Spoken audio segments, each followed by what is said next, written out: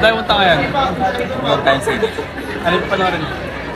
Not Avery Good. Avery mo. pag-isipan ko. Iba yung pagkain namin. Kung very good boy ka, really good ka. So, gapo man ako.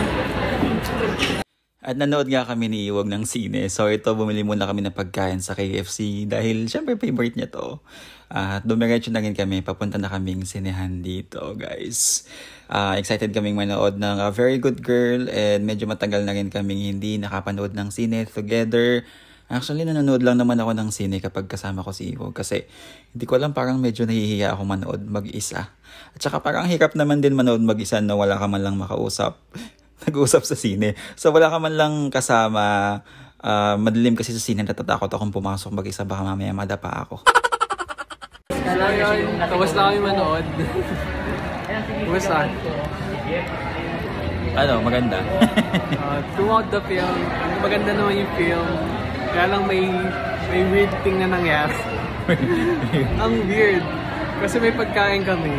Init na namin sa amin, tapos biglang nawala. Hindi namin alam kung saan napunta. Wala namang lumapit sa atin. Oo, walang dumaan sa amin. Tapos wala, hinahanap talaga namin, wala talaga.